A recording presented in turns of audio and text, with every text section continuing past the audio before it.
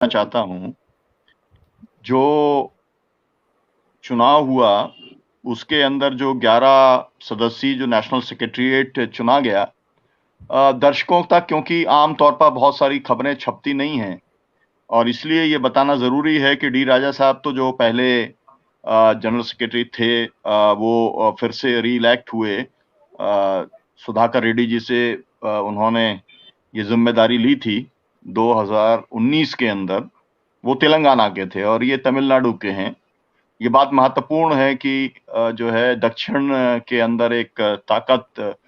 जो पार्टी की दिखलाई पड़ती है। तो जो नेशनल सेक्रेटेरिएट मेंबर्स हैं, उसके अंदर खानम राजेंद्रन, अतुल कुमार अंजान, अमरजीत कौर, के नारायण, डॉक्टर बी के कांगो, विनय विश्वम, पल्लव सेन गुप्ता, नागेंद्र नाथ ओझा, अजीज पाशा और रामकृष्ण पांडा। तो एक तो बहुजन संवाद की ओर से सभी को बहुत मुबारकबाद दिए देते हैं और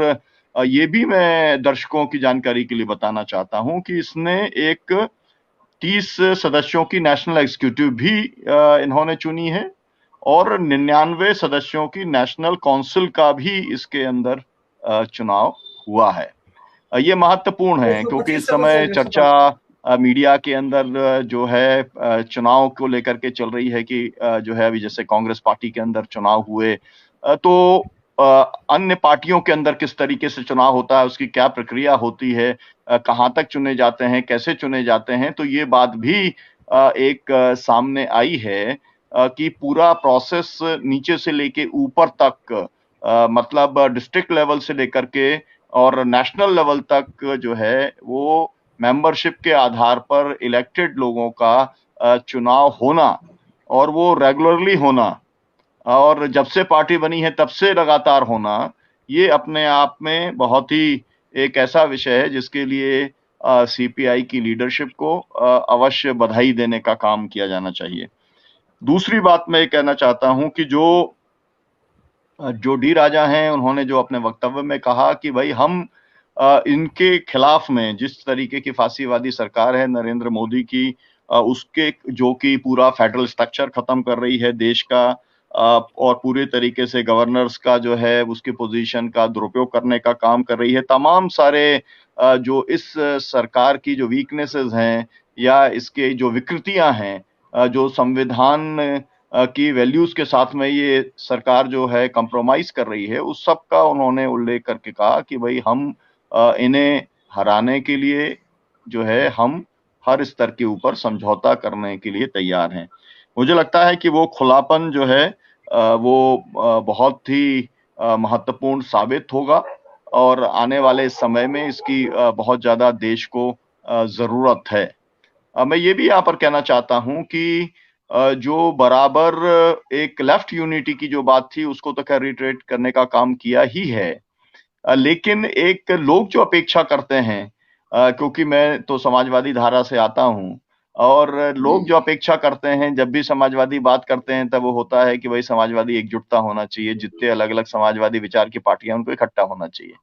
तो कहीं न कहीं पर देश के अंदर लोगों के मन में ये बात ज़रूर है कि जितनी लाल झंडे वाली पार्टियाँ हैं, उनका सिंबल चाहे कुछ भी क्यों ना हो, किसी भी आधार पे वो क्यों ना बनी हो, उनके अंदर एक एकजुटता होनी चाहिए। मुझे ऐसा लगता था कि एक बार वर्धन जी के समय ये एक प्रोसेस की शुरुआत हुई थी, काफ़ी बात आगे तक गई थी।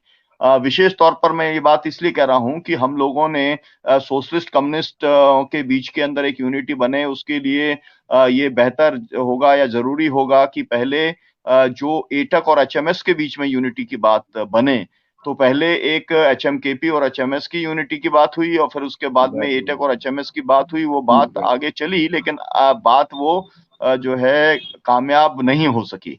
लेकिन ये एक बहुत महत्वपूर्ण बात है कि जो लेफ्ट ग्रुप्स हैं, उनका यूनिफिकेशन की बात जो है, वो एक देश के जो प्रगतिशील ताकतें हैं, या जो एक प्रोग्रेसिव सोच रखने वाले लोग हैं, उनके दिमाग में, उनके मन में ये बात बराबर है। तो उसको लेकर के भी मुझे नहीं मालूम जो नेता हैं वो बताएँगे कि क्या लेफ्ट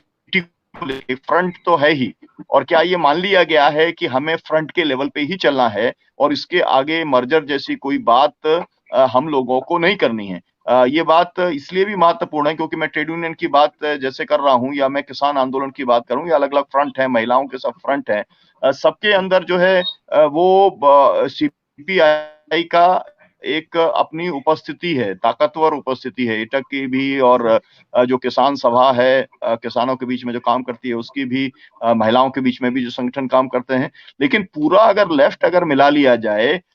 और वो अगर एक साथ आता है, तो वो उसकी एक बहुत बड़ी ताकत हो सकती है, जो कि काफी सारी चीजों को के ऊपर असरकारी हो सकती है और तमाम सारी पॉलिसी चेंजेस लाने का काम कर सकते हैं। तो वो मैं जरूर जो है ये जानना चाहूंगा अन्य साथियों से जो अभी बोलेंगे, क्या इस दिशा के अंदर भी किसी स्तर पर कोई चर्चा हुई है क्या? और अगर वो हुई है तो उसको कमिटनी है क्या, या उसको कहां तक ले जाने की बात है? ये एक बात है। फिर एक और बात ये है कि देखिए, बीच में आपको मालूम है जो जो एक पूरा फ्रंट था जिसने 33 साल तक राज करने का काम किया कोलकाता के अंदर, वो कोलकाता के अंदर 33 साल का जो राज खत्म हुआ, उसको लेकर के जो विश्लेषण है वो बहुत ज्यादा जरूरी है। तो दूसरी बात मैं ये भी जानना चाहूंगा, क्या किसी भी स्तर के ऊपर इस बात का विश्लेषण हुआ कि 33 साल का एक शासन के बाद में और इस तरीके से जो लेफ्ट का जो पूरी तरीके से डीजेनरेट हो गया, एक तरीके से जो बिखराव हो गया, मैं उसके बाद लोगों के बीच में पॉपुलेशन की बात कर रहा हूं, मैं वोटों की बात कर रहा हूँ। मतलब जितना नीचे वोटिंग परसेंटेज पूरे लेफ्ट फ्रंट का, तो इसका क्या कुछ विश्लेषण हुआ क्या? और अगर वो विश्लेषण है, और अगर कोई साथी जो है उसका कोई बताना चाहेंगे, अगर वो शेयर करना चाहेंगे कि वो क्या विश्लेषण है, क्या वो इस तरीके का विश्लेषण है कि जो इंडस्ट्रियलाइजेशन जिस तरीके का इम्पोज करने का काम किया गया था, विशेष तौर पर मैं अगर आपको कहूं कि जो नंदीग्राम का जो पूरा मसला था, और जो पूरे आंदोलन थे उसका जो पूरा मसला था, उसके अंदर जो है उसके को लेकर के अभी क्या अंडरस्टैंडिंग बनी? क्योंकि अभी आपको मालूम है कि जो है अभी सरकार है, केरल के अंदर सरकार है, बहुत एक अच्छी सरकार जिसने काम किया वो त्रिपुरा के अंदर थी, लेकिन वो चली गई है, और उसको जो रिप्लेस किया है वो रिप्लेस करने का काम बीजेपी ने किया है। तो वहां का भी एक किस्म की एनालिसिस की जरूरत है कि ऐसा क्यों हुआ है। तो मैं ये कहना चाहूंगा कि जो एक ताकत कम हो रही है, जहां पर एक किस्म का एक इतना बड़ी ताकत थी कि पूरी राजनीति ही लेफ्ट के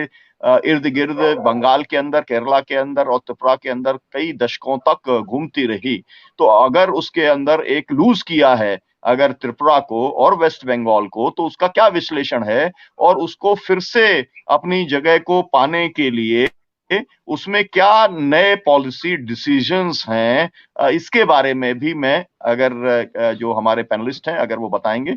तो मुझे बहुत खुशी होगी, और मैं बहुत शुभकामनाएं देता हूं। और जिस तरीके के प्रस्ताव पास हुए हैं, हम लोग क्योंकि किसान आंदोलन में काम करते हैं, संयुक्त किसान मोर्चे में काम करते हैं, तो एक साथ ही काम करते हैं हम लोग सीपीआई के साथियों के साथ, किसान सभा के साथियों के साथ में। तो मुझे लगता है